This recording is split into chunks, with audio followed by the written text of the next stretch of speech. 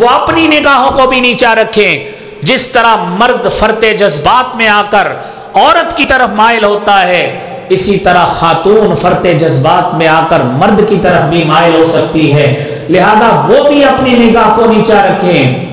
میرے بھائیوں، خواتین کو اس لحاظ سے، یہ چونکہ ایک لمبا موضوع ہے پردے کے حوالے سے، آگے رشتے سارے بتائے گئے ہیں سورہ نور میں، جب کبھی دوبارہ اس موضوع پہ بات ہوئی انشاءاللہ اس پہ گفتگو ڈیٹیل میں کریں گے.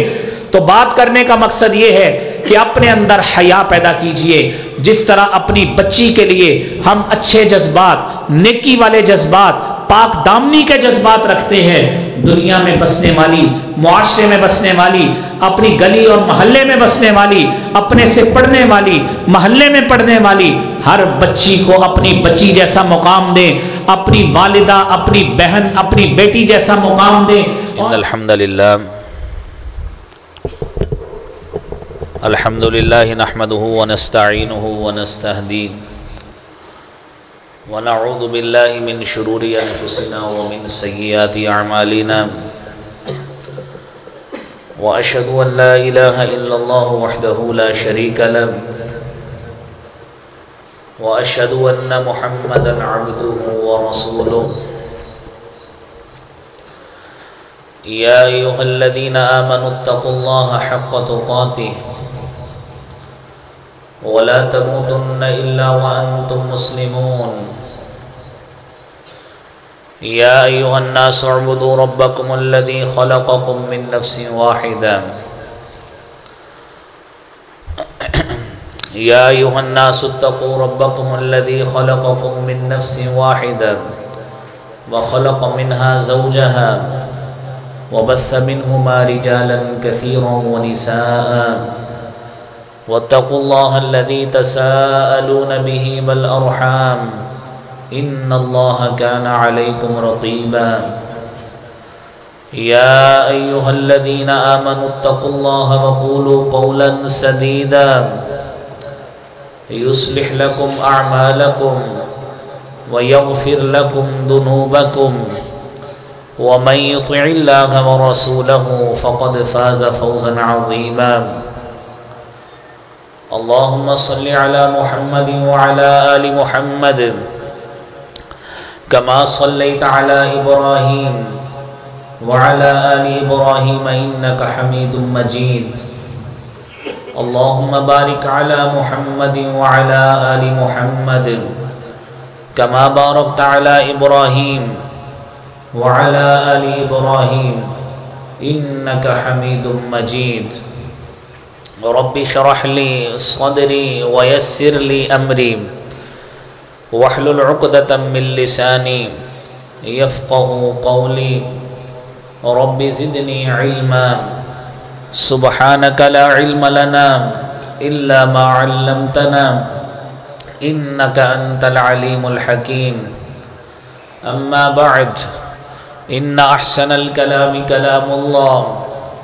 وأحسن الهدي هدي محمد صلى الله عليه وسلم وشر الأمور محدثاتها وكل محدثة بدعة وكل بدعة ضلالة الضلالة في النار. أعوذ بالله السميع العليم من الشيطان الرجيم. بسم الله الرحمن الرحيم. لقد كان لكم في رسول الله أسوة حسنة لمن كان يرجو الله واليوم الآخر وذكر الله كثيرا. صدق الله العظيم. حمد و ثنا، تعریف و تمہید، کبریائی بڑائی اللہ رب العالمین کی ذات کے لیے خاص ہے. درود و سلام امام کائنات، امام المرسلین، شفیع المذنبین، رحمت للعالمین، جناب محمد الرسول اللہ صلی اللہ علیہ وآلہ وسلم کی ذات اقدس پر. حضرات محترم، نبی اکرم صلی اللہ علیہ وآلہ وسلم کی، آپ کی ذات اور آپ کی ہستی اللہ رب العالمین نے ہمارے لیے آپ کو رہبر و رہنما بنایا ہے اور آپ کی زندگی کو ہمارے لیے اسوہ حسنہ بنایا ہے اور زندگی گزارنے کے لیے ایک بہترین نمونہ قرار دیا ہے۔ آپ صلی اللہ علیہ وسلم کی زندگی کو ہم اپنی زندگی میں کیسے اس کی جھلک دیکھ سکتے ہیں، آپ کی زندگی پر کیسے عمل کر سکتے ہیں اور اپنی زندگی کو آپ کی زندگی کے مطابق کیسے ڈھال سکتے ہیں، یہ وہ تمام باتیں ہیں جس کے حوالے سے کچھ گفتگو ہماری پچھلے جمعہ میں ہوئی تھی۔ تو 4 نکات پچھلے جمعہ بیان کیے تھے کہ اس میں جہاں پر ہم ایمان لائے ہیں، صحیح عقیدہ اپنایا ہے، عمل صالح کی ضرورت ہے، نماز کا قیام ضروری ہے اور نماز کے قیام کے بعد پھر نماز کے اندر وہ یکسوئی اور وہ توجہ، دھیان، خشوع اور خضوع کی ضرورت ہے، اور پھر اپنے زندگی کو اگر نبی اکرم صلی اللہ علیہ وسلم کی زندگی کے مطابق ڈھالنا چاہتے ہیں تو ہمیں ان اذکار کو اپنا معمول بنانا ہوگا جو رسالت مآب صلی اللہ علیہ وآلہ وسلم نے اپنے دن، رات اور شب و روز میں مختلف مواقع پہ اہتمام کیا تھا۔ تو 5ویں بات یہ ہے کہ اگر ہم میں سے ہر شخص ان اعمال کا حصول چاہتا ہے اور اپنی زندگی میں وہ اعمال کرنا چاہتا ہے جو جناب رسول اقدس صلی اللہ علیہ وآلہ وسلم نے سر انجام دیے تھے، یا اس کے ساتھ ساتھ وہ یہ سمجھے کہ میں اپنے کردار کو بہتر بنانا چاہتا ہوں اور اپنی ذاتی کردار سازی چاہتا ہوں، تو اسے نبی کریم صلی اللہ علیہ وآلہ وسلم کی یہ والی عادت جو 5ویں نمبر پر ہے کہ نبی اکرم صلی اللہ علیہ وسلم کثرت سے استغفار کیا کرتے تھے۔ نبی کریم صلی اللہ علیہ وسلم کی ذات اقدس وہ ذات ہے کہ آپ معصوم عن الخطا ہیں۔ آپ علیہ الصلاۃ والسلام کو اللہ تعالیٰ نے ہر لحاظ سے معاف کیا ہوا تھا، نہ آپ کے سری نہ جہری کوئی ایسے گناہ نہیں تھے کہ جس کا آپ استغفار کرتے، لیکن آپ نے استغفار کو معمول بنا کر امت کو یہ درس دیا ہے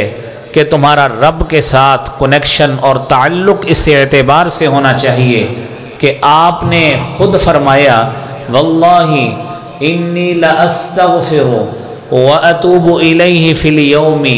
اکثر من 70 مرۃ۔ صحیح بخاری کتاب الدعوات کی حدیث ہے، آپ نے فرمایا اللہ کی قسم میں اللہ رب العالمین سے استغفار کرتا ہوں، ایک دن میں 70 بار سے بھی زیادہ استغفار کرتا ہوں۔ اور میرے بھائیوں، آپ کی ذات وہ ذات ہے کہ جن کا کوئی گناہ نہیں ہے، جن کا کوئی عمل ایسا نہیں ہے کہ جس پہ بعد میں پچھتاوا ہو سکے۔ اللہ تعالیٰ نے ہر لحاظ سے آپ کو پاک صاف بنایا ہے، معصوم عن الخطا بنایا ہے، لیکن امت کے لیے درس یہ ہے کہ ہمیں اپنے کسی لمحے کا اعتبار نہیں، ہماری زبان سے گالی نکلے، ہماری زبان سے جھوٹ نکلے، ہماری زبان سے بد اخلاقی کے کلمات نکلے، یا کوئی بھی ایسا لفظ ادا ہو ہمارے حواس کے ذریعے، ہمارے اعضائے جسمانی کے ذریعے کوئی ایسا عمل سرزد ہو جائے کہ جس سے اللہ ناراض ہو جائے، ہمیں اس بات کا احساس تک نہیں ہوتا کہ اتنے گناہ کرنے کے باوجود آیا ہمارا استغفار پہ کتنا عمل اور معمول بنا ہوا ہے۔ یہ بات میرے بھائیوں ہمیں سوچنی چاہیے، اور اس کا کم از کم اظہار جو ہے وہ ان الفاظ میں ہو سکتا ہے کہ بندہ اللہ سے مانگے استغفر اللہ، یہ کلمہ کہہ سکتا ہے، اور نبی کریم صلی اللہ علیہ وآلہ وسلم سے جو کلمہ منقول ہے وہ یہ ہے استغفر اللہ من کل ذنب واتوب الیک، اللہ رب العالمین کو مخاطب ہو کر کہ اللہ رب العالمین سے میں استغفار کرتا ہوں من کل ذنب، ہر گناہ سے، وَأَتُوبُ إِلَيْهِ، اور میں اسی ذات کی طرف ہی رجوع کرتا ہوں، کیونکہ میرا ملجا و مأویٰ جائے پناہ اس ذات کے علاوہ کوئی ذات نہیں ہے۔ میرے بھائیوں، یہ نبی اکرم صلی اللہ علیہ وآلہ وسلم کا معمول تھا، اور اس معمول کو آپ نے ہر نماز کے ساتھ بھی، نماز کے علاوہ بھی، جس طرح آپ نے صحیح بخاری کی حدیث سنی ہے کہ ایک دن میں 70 مرتبہ سے بھی زیادہ استغفار کرنا نبی کریم صلی اللہ علیہ وسلم کا معمول تھا۔ اور پھر میرے بھائیوں، چھٹی بات یہ ہے،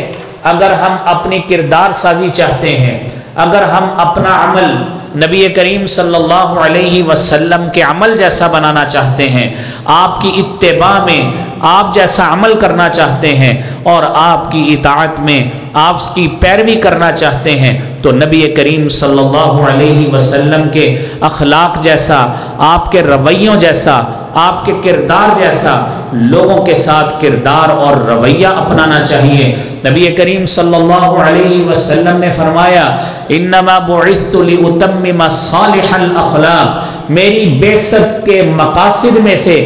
ایک مقصد یہ ہے لاتمم صالح الاخلاق، تاکہ میں لوگوں کے اچھے اخلاق کی تکمیل کروں۔ لوگوں کے اندر جو مختلف معاشرتی اور سماجی برائیاں ان کے اندر سرایت کر چکی ہیں، لوگوں کے اندر جو مختلف ایسی بد اخلاقی کی روش ان کے کردار کا حصہ بن چکی ہے، مجھ محمد صلی اللہ علیہ وسلم کو نبی بنا کر بھیجنے کے مقاصد میں سے ایک مقصد یہ ہے کہ میں ان کمیوں کو پورا کر کے ان کے اچھے اخلاق کی تکمیل کر دوں۔ یہ جناب محمد مصطفیٰ صلی اللہ علیہ وآلہ وسلم نے فرمایا ہے۔ اور دوسری حدیث نبی کریم صلی اللہ علیہ وسلم، صحیح بخاری میں 6035 نمبر حدیث ہے، سیدہ عائشہ رضی اللہ تعالی عنہا نبی کریم صلی اللہ علیہ وآلہ وسلم کے اخلاق کو بیان کرتی ہیں، فرماتی ہیں ان رسول اللہ صلی اللہ علیہ وسلم لم یکن فاحشا ولا متفحشا، نبی کریم صلی اللہ علیہ وسلم نہ فحش گو تھے، زبان سے کوئی ایسا کلمہ نہیں نکالتے تھے جو فحاشی والا ہو، جو بد زبانی والا ہو، جو اخلاق سے گرا ہوا کلمہ ہو، یہ نبی کریم صلی اللہ علیہ وسلم کا معمول نہیں تھا۔ اچھا کلمہ اور اچھے الفاظ، فحش گوئی کرنا،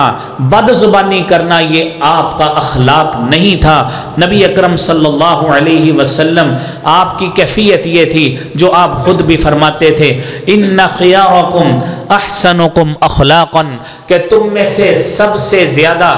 بہترین وہ شخص ہے احسنکم اخلاقا، جو تم میں سے اخلاقی اعتبار سے اچھا ہے۔ میرے بھائیوں، اخلاقی اعتبار سے جب کوئی شخص اپنے آپ کو بہتر بناتا ہے یا معاشرے میں بہتر مقام چاہتا ہے، تو سب سے پہلی اپنی زبان سے وہ کلمات نکالنے ہیں جو کسی کے ساتھ میل جول کرتے وقت، ملتے وقت، کلام کرتے وقت، مخاطب ہوتے وقت میرے بھائیوں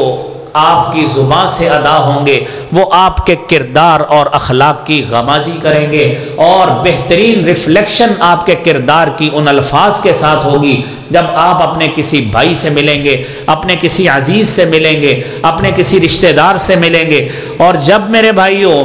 ملتے ہوئے ہم زبان سے حضرت ابو ذر غفاری رضی اللہ تعالی عنہ کو کی گئی نصیحت کے مطابق اس طرح ملیں گے جس میں آپ نے فرمایا تھا یا ابا ذر لا تحقرن من المعروف شیئا، اے ابو ذر نیکیوں میں سے کسی نیکی کو ہلکا نہیں سمجھنا، ولو ان تلقا اخاک بوجہ طلیق، اگر آپ اپنے کسی بھائی کو چہرے پہ مسکراہٹ لاتے ہوئے، چہرے پہ بشاشت لاتے ہوئے، چہرے پہ سمائلنگ لاتے ہوئے،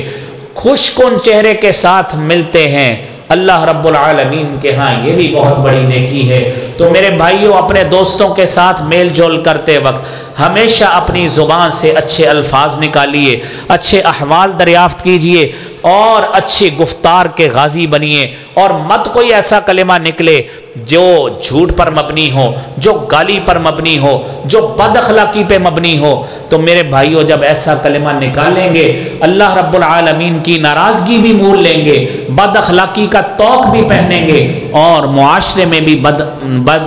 بدنامی کا باعث بنیں گے، اور یہ وہ بدترین عادت ہے جس کو ختم کرنے کے لیے نبی کریم صلی اللہ علیہ وآلہ وسلم تشریف لائے تھے۔ اور میرے بھائیوں نبی کریم صلی اللہ علیہ وآلہ وسلم نے انہی اچھی عادات کے حوالے سے، اچھے کردار کے حوالے سے خود فرمایا ہے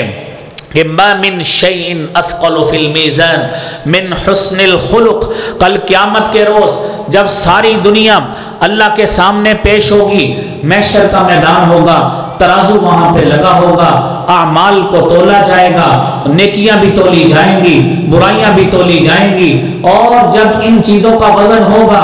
اور مختلف زبان سے نکالے گئے کلمات، کیے گئے اعمال کا وزن ہوگا، تو سب سے زیادہ جس چیز کا وزن ہوگا، نامہ اعمال میں جس چیز کا وزن سب سے زیادہ بڑھے گا، ترازو میں سب سے زیادہ جس چیز کا وزن ہوگا وہ اچھا اخلاق ہوگا، اچھا اخلاق ہوگا۔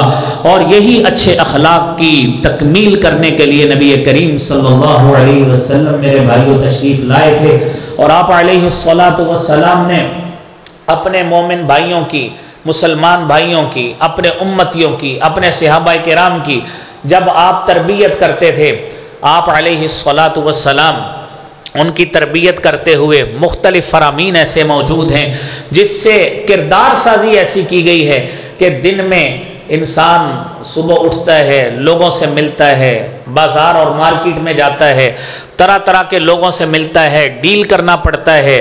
لوگوں کا مزاج بسا اوقات آگے سے ہارش مزاج ہوتا ہے، انسان ان سے مل کر اپنے مزاج کو بھی تلخ بنا لیتا ہے، بسا اوقات اس کی عادت ایسی ہوتی ہے انسان کو غصہ آتا ہے اور اس سے بھی زیادہ غصے کا اظہار کر کے زبان سے گالی نکال دیتا ہے۔ نبی کریم صلی اللہ علیہ وآلہ وسلم نے فرمایا ان اللہ یبغض الفاحش البذی، اللہ رب العالمین ناپسند کرتے ہیں الفاحش، فحش گو آدمی کو جو اپنی زبان سے ایسے الفاظ نکالے جو فحش گوئی پہ مبنی ہیں، جو گالی گلوچ پہ مبنی ہیں، جو بد اخلاقی پر مبنی ہیں۔ یہ نبی کریم صلی اللہ علیہ وسلم نے فرمایا کہ اللہ تعالیٰ ان چیزوں کو ناپسند کرتے ہیں۔ البذی، بےہودہ کلمے کو اللہ ناپسند کرتے ہیں۔ میرے بھائیوں آج یہ بات سمجھنے والی ہے کہ ہم ہر بات پہ سیکشول آرگنز کا استعمال کرتے ہوئے اپنی گفتگو کو لوگوں کے ہاں اٹریکٹیو بنانے کے لیے، لوگوں کی توجہ حاصل کرنے کے لیے اپنی زبان میں بےہودہ کلمات کا استعمال کریں۔ اس کو نبی کریم صلی اللہ علیہ وسلم نے خود بھی ناپسند کیا، آپ کی خود بھی عادت اس کے خلاف تھی۔ جس طرح آپ نے حدیث سنی لم یکن فاحشن، آپ فحش گو نہیں تھے، اور اگلی سب سے بڑی بات کہ ان اللہ یبغض الفاحش، کہ اللہ کریم بھی اس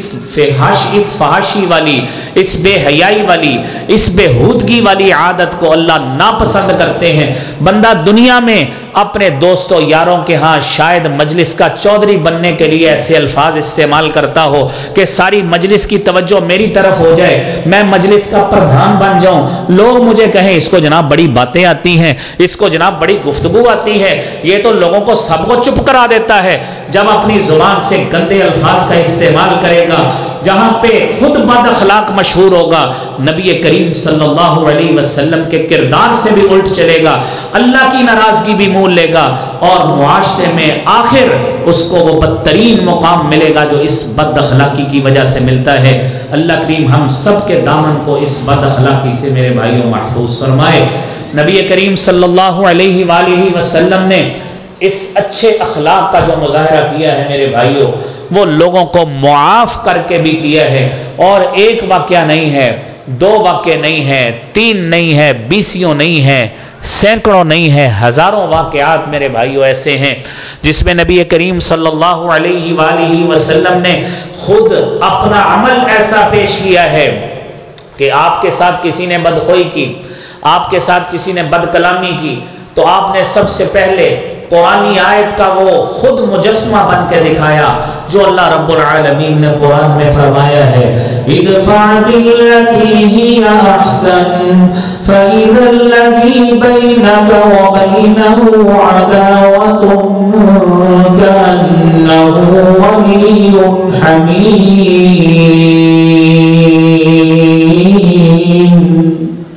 کہ آپ برائی کا بدلہ جو ہے اس کو دفاع کریں جو اچھا طریقہ ہے. آپ اپنے اچھے اخلاق سے برائی کا دفاع کریں. فَإِذَا الَّذِي بَيْنَكَ، جب آپ اس عمل کو اپنائیں گے، جب آپ اس روش کو اپنائیں گے، فَإِذَا الَّذِي بَيْنَكَ وَبَيْنَهُ عَدَاوَةٌ، تو وہ شخص آپ کے درمیان اور اس کے درمیان عداوت ہے، دشمنی ہے، ایک دوسرے کو اچھا نہیں سمجھتے، ایک دوسرے کو ملنا گوارا نہیں کرتے. جب آپ اپنے اچھے اخلاق کے ذریعے اس کا جواب دیں گے، قرآن میں اللہ فرماتے ہیں فَإِذَا الَّذِي بَيْنَكَ وَبَيْنَهُ عَدَاوَةٌ، تو وہ شخص آپ کے درمیان اور اس کے درمیان اگر عداوت اور دشمنی بھی ہے، اللہ کی رحمت کے ساتھ وہ آپ کا ایسا دوست بن جائے گا جس کو گرم جوش دوست کہا جاتا ہے، وہ بن جائے گا. اور رسالت مآب صلی اللہ علیہ وآلہ وسلم نے ساری زندگی اپنے تبلیغی مشن کے دوران بھی لوگوں سے میل جول میں بھی، پبلک ڈیلنگ میں بھی، اپنے خاندان کے افراد سے ملتے ہوئے بھی، لوگوں سے تجارت کرتے ہوئے بھی ہمیشہ اسی نرم خوئی کا، اچھے اخلاق کا اور اچھے کردار کا مظاہرہ کیا ہے، تاکہ کوئی لمحہ نبی کریم صلی اللہ علیہ وسلم کی سیرت کا ہم سے اجل نہ ہو جائے. اللہ کریم نے اس کو قرآن کی زینت بنا دیا ہے. فَبِمَا رَحْمَةٍ مِّنَ اللَّهِ لِنتَ لَهُمْ وَلَوْ كُنتَ فَظًّا غَلِيظَ الْقَلْبِ لَانفَضُّوا مِنْ حَوْلِكَ فَاعْفُ عَنْهُمْ وَاسْتَغْفِرْ لَهُمْ وَشَاوِرْهُمْ فِي الْأَمْرِ فَإِذَا عَزَمْتَ فَتَوَكَّلْ عَلَى اللَّهِ إِنَّ اللَّهَ يُحِبُّ الْمُتَوَكِّلِينَ.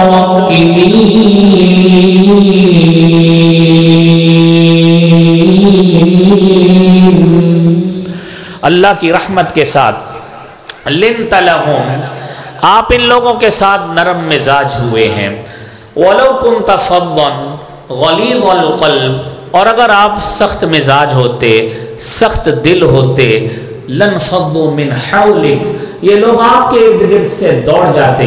آپ کے حلقہ احباب میں آپ کا حصہ نہ بنتے. میرے بھائیوں، یہ وہ اہم ترین بات تھی جس کو آپ کے سامنے پیش کیا ہے. قبیلہ دوس سے طفیل بن عمر دوسی نبی کریم صلی اللہ علیہ وآلہ وسلم کے پاس آئے اور آ کے کہتے ہیں اللہ کے رسول صلی اللہ علیہ وسلم، صحیح بخاری میں 2937 نمبر پہ یہ واقعہ موجود ہے. آ کے کہتے ہیں اللہ کے رسول صلی اللہ علیہ وسلم، میں نے اپنی قوم کو، اپنے قبیلے کو جا کے اسلام کی دعوت پیش کی، لیکن میرے قبیلے والوں نے کوئی اچھا اس پہ رد عمل کا اظہار نہیں کیا، بلکہ وہ تو خلاف ہو پڑے ہیں. تو اللہ کے رسول صلی اللہ علیہ وسلم آپ ان کے لیے بد دعا کیجئے. نبی کریم صلی اللہ علیہ وسلم آپ مجسمہ سراپا رحمت ہیں. ما ارسلناک الا رحمتا للعالمین، تمام جہانوں کے لیے آپ ذریعہ رحمت ہیں. آپ نے قبلہ رخ ہو کر ہاتھ اٹھائے، طفیل نے بھی ہاتھ اٹھائے، اور آپ نے بد دعا نہیں کی، بلکہ کیا کیا؟ اللہم اہدی دوسن وَأْتِ بِهِمْ، اے اللہ قبیلہ دوس کو ہدایت عطا فرما، وَأْتِ بِهِمْ، اور اے اللہ انہیں مومن اور مسلمان بنا کے میرے پاس لے آ. یہ نبی کریم صلی اللہ علیہ وآلہ وسلم کے اخلاقیات کی اعلیٰ ترین مثالیں ہیں. میرے بھائیوں، دنیا میں ہم جب زندگی گزارتے ہیں، روزمرہ کے اعمال کرتے ہیں، تو لوگوں کے ساتھ ہمارا میل جول بھی ہوتا ہے. معاشرے میں خواتین بھی ہوتی ہیں، بچیاں بھی ہوتی ہیں، مرد حضرات بھی ہوتے ہیں. تو بڑی اہم بات یہ ہے 7ویں نمبر پر کہ اپنے دل میں، اپنی نظر میں حیا پیدا کرنا چاہیے. یہ نبی کریم صلی اللہ علیہ وسلم کی صفات میں سے بڑی اہم صفت ہے. سیدنا ابو سعید خدری رضی اللہ تعالی عنہ بیان کرتے ہیں कान नबी सल्लल्लाहु अलैहि वसल्लम अशद्द हयाअ मिन अल-अज़रा'i फी खिदरिहा, नबी करीम सल्लल्लाहु अलैहि वसल्लम पर्दा नशी दोशीज़ा से भी ज्यादा बाहया हुआ करते थे। एक पर्दा नशी दोशीज़ा, एक जवान खातून, उससे भी नबी करीम सल्लल्लाहु अलैहि वसल्लम की हया, आपकी इस्मत का तहफ़्फ़ुज़ उससे भी कहीं ज़्यादा था। और ये अखलाकियात की वो आला तरीन मिसाल है, किरदार साजी की वो आला तरीन मिसाल है जो आज के हर मुसलमान में मेरे भाइयों होनी चाहिए। और दुनिया में इंसान मार्केट में भी जाता है, बाजार में जाता है, सड़कों में चलता है, गाड़ी भी ड्राइव करता है, गाड़ी भी चलाता है, सवारी में सवार भी होता है, और दुनिया में गाहे बगाहे जगह जगह पर मुमकिन है कि उसकी नज़र किसी गैर महरम पे पड़ती हो। मेरे भाइयों, कुरान करीम की इन दो आयात पे गौर कीजिए जो सूरह नूर में अल्लाह रब्बुल आलमीन ने मर्दों को अलग हुक्म दिया, खवातीन को अलग हुक्म दिया है। आप आयत कुरानिया समाअत फरमाएं। लिल मुमिनीना यग़ुज़्ज़ू मिन अब्सारिहिम व यहफ़ज़ू फ़ुरूजहुम ज़ालिका अज़्का लहुम इन्नल्लाह ख़बीरुम बिमा यस्नऊन।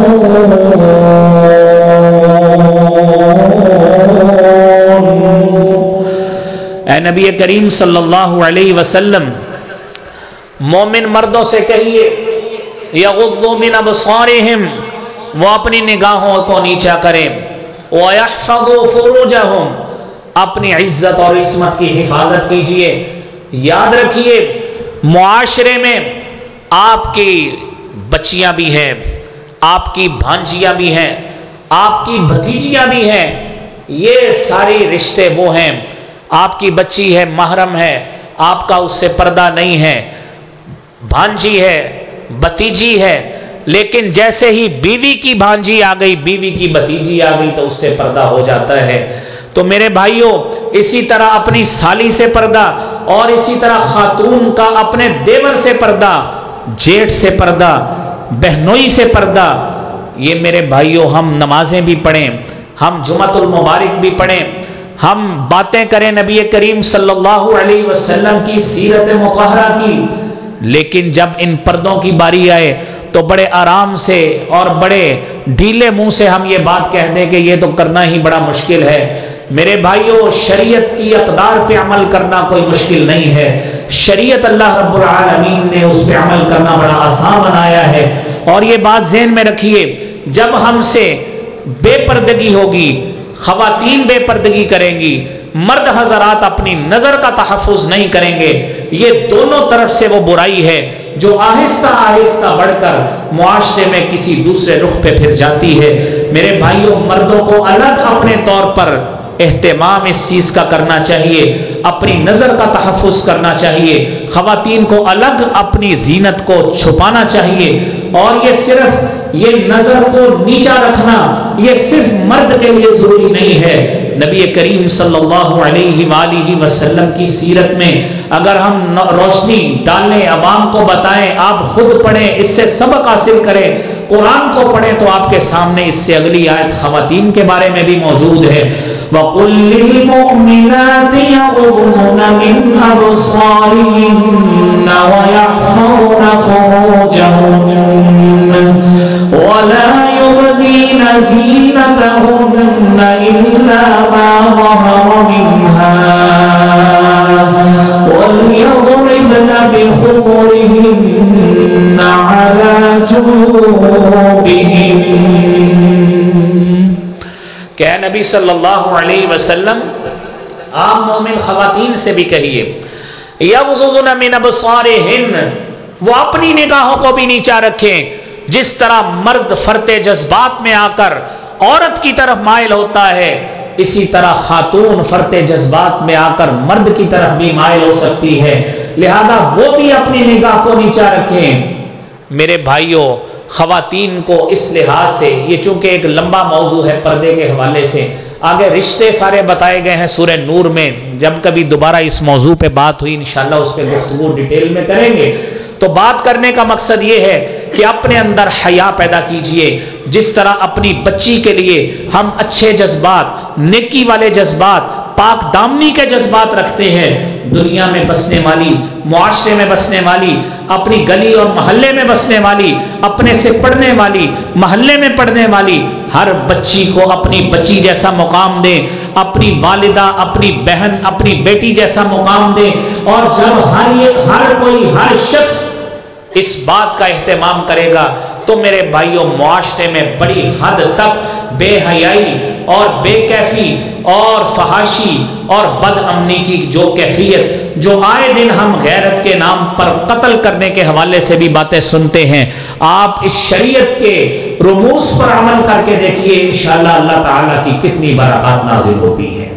میرے بھائیوں اگلی بات یہ ہے کہ امور خانہ داری میں نبی کریم صلی اللہ علیہ وآلہ وسلم نے اپنے گھر والیوں کا ہاتھ بٹایا ہے، اور یہ وہ سنت ہے جو نبی اکرم صلی اللہ علیہ وآلہ وسلم کے اپنے ذاتی عمل سے ثابت ہے.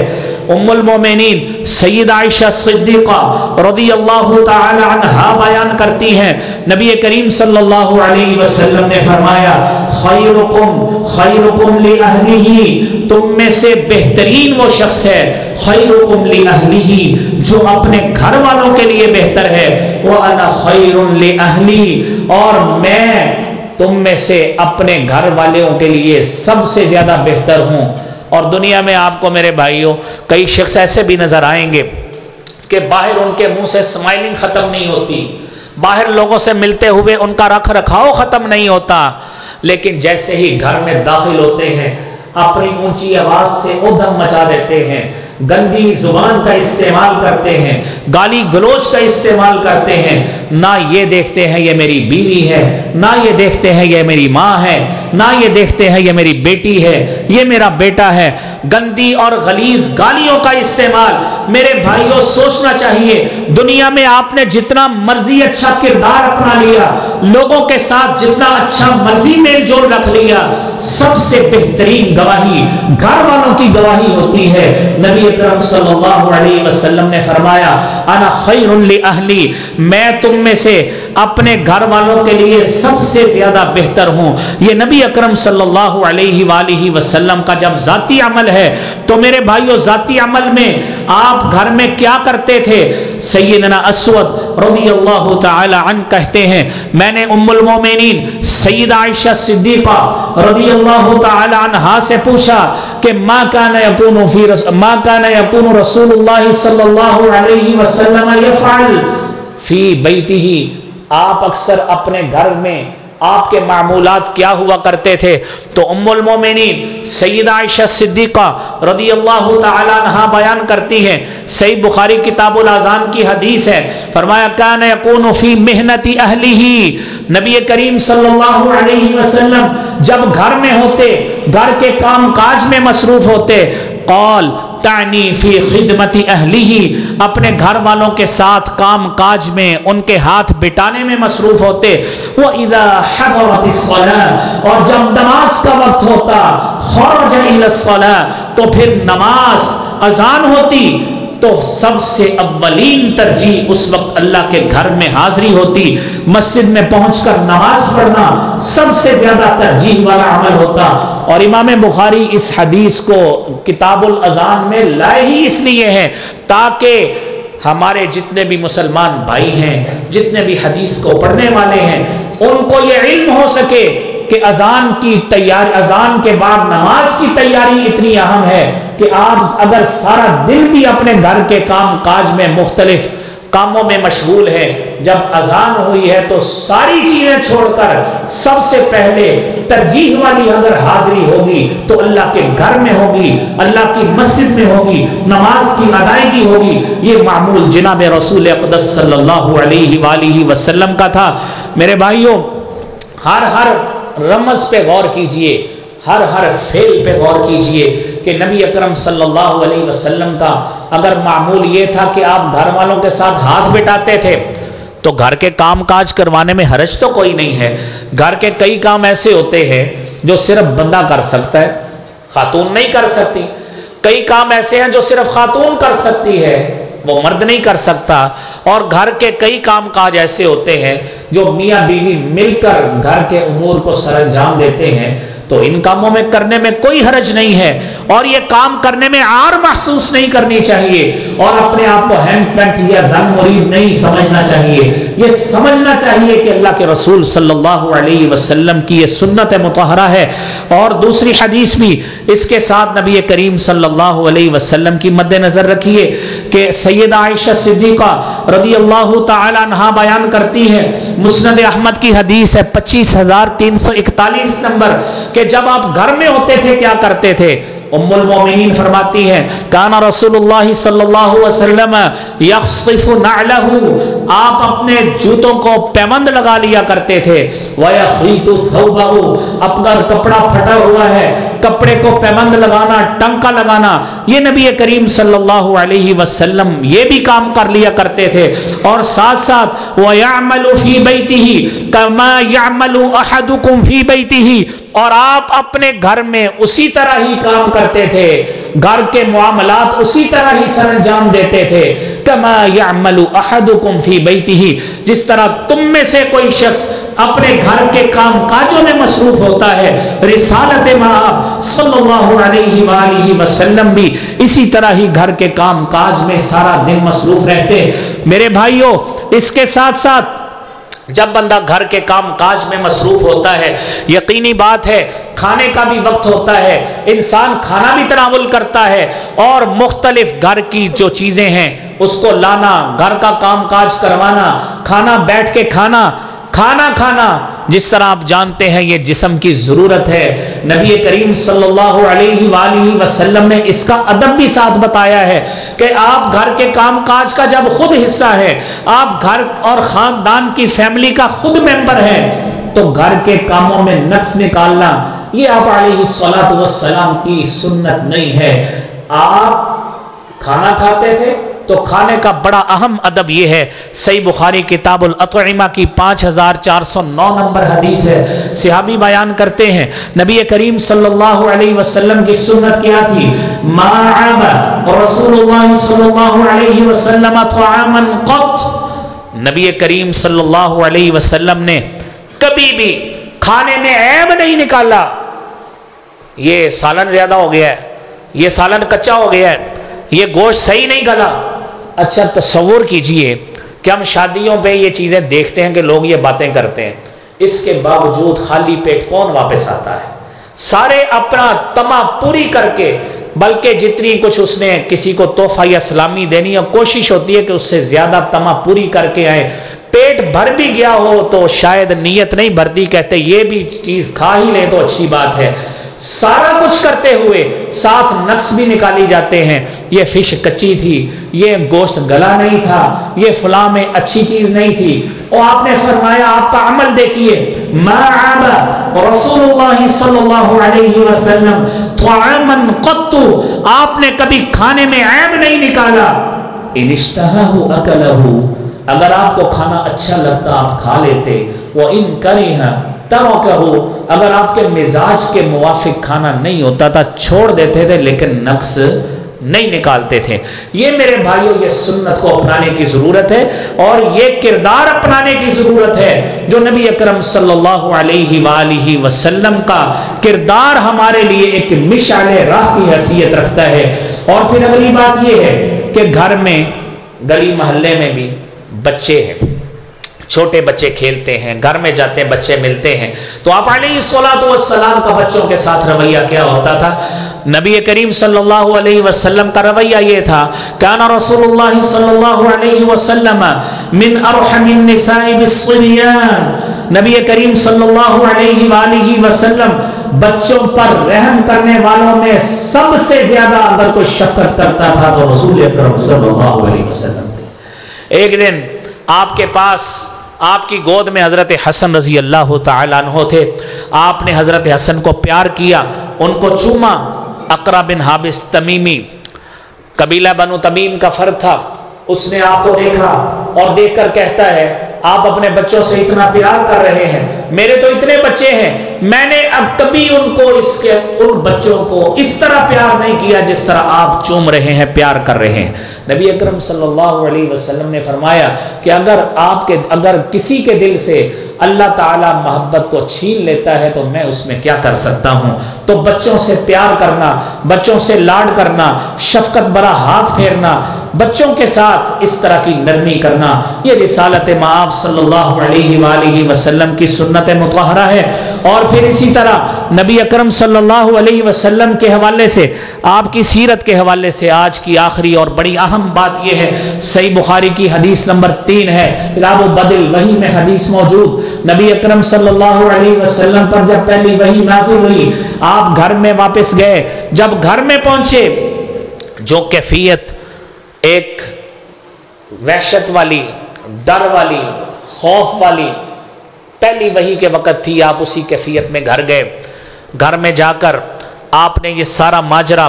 ام المومنین سیدہ خدیجہ رضی اللہ تعالی عنہا کو بتایا، اور ساری وہ سختی کا عالم جو کچھ آپ کے ساتھ ہوا اپنی بیوی کو بتایا۔